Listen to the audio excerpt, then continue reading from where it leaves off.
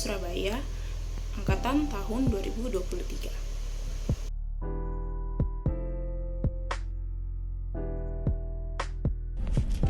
Perkenalkan, nama saya Najwa Safawardana, bisa dipanggil Najwa, dengan NRP 190123093 dari Fakultas Kedokteran Universitas Surabaya angkatan 2023. Perkenalkan, nama saya Yesi Olivia Aryani dengan nama panggilan Yesi dengan NRP 190123064 dari Fakultas Kedokteran Universitas Ubaya angkatan 2023. Perkenalkan, nama saya Nur Aziza Rahma, NRP 190123031. Saya dari Fakultas Kedokteran angkatan 2023, Universitas Surabaya.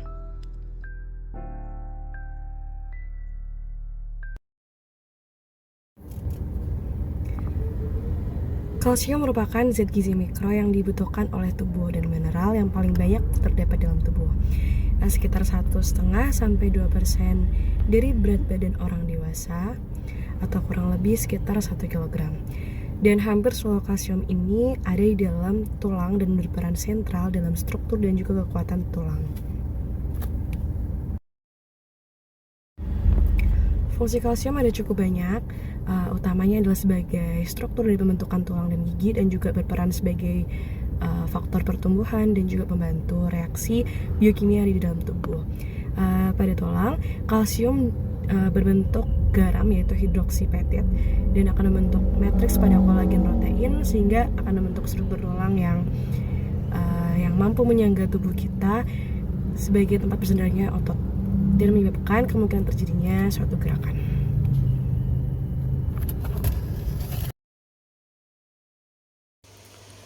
Solusi meningkatkan absorpsi kalsium. Yang pertama adalah konsumsi kalsium dari bahan makanan alami.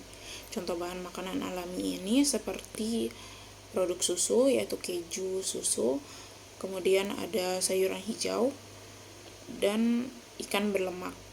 Contohnya ikan salmon dan ikan tuna.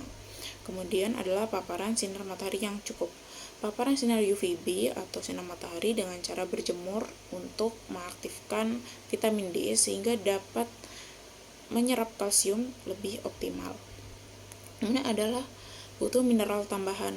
Mineral tambahan ini yaitu magnesium dan fosfor yang bisa didapatkan dari konsumsi biji-bijian dan daging untuk membantu metabolisme vitamin D. Kemudian adalah aktivitas fisik.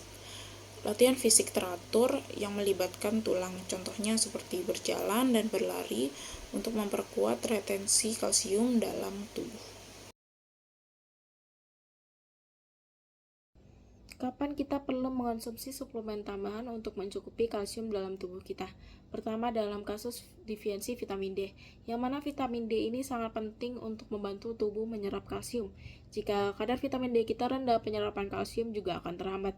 Selanjutnya, faktor usia kita, yang mana lansia umumnya memiliki resiko lebih tinggi mengalami defisiensi vitamin D dan kalsium, sehingga suplemen tambahan seringkali diperlukan.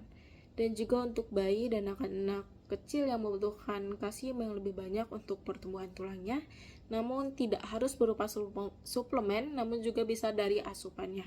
Selanjutnya, dalam kondisi medis tertentu yang mana dapat mungkin mengganggu atau menghambat penyerapan kalsium dalam tubuh kita sehingga membutuhkan kalsium yang lebih banyak.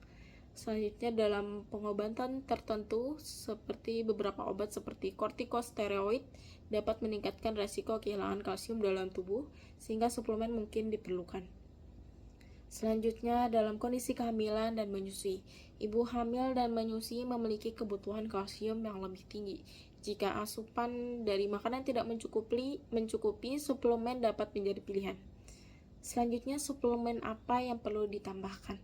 Bisa suplemen kalsium, vitamin D, magnesium, dan vitamin K2. Untuk suplemen kalsium dan vitamin D ini membantu untuk meningkatkan yang diabsorpsi kalsium dalam tubuh.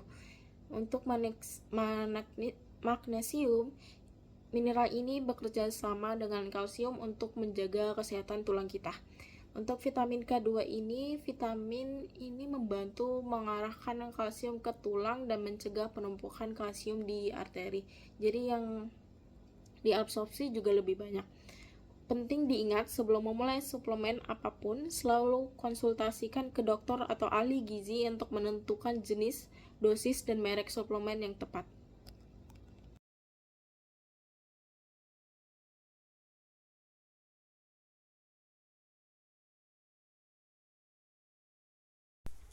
Untuk hormon yang berperan, kelenjar paratiroid merespon dengan melepaskan parathormon, yaitu PTH.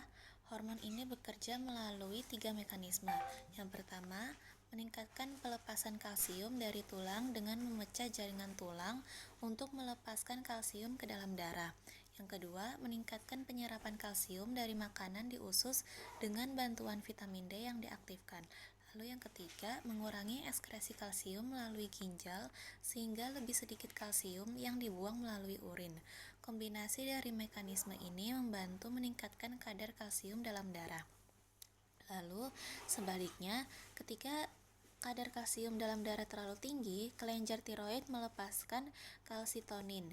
Kalsitonin bertindak dengan cara menekan pelepasan kalsium dari tulang sehingga kalsium tetap tersimpan dalam tulang dan tidak masuk ke aliran darah. Selain itu, kalsitonin merangsang ginjal untuk mengeluarkan lebih banyak kalsium melalui urin.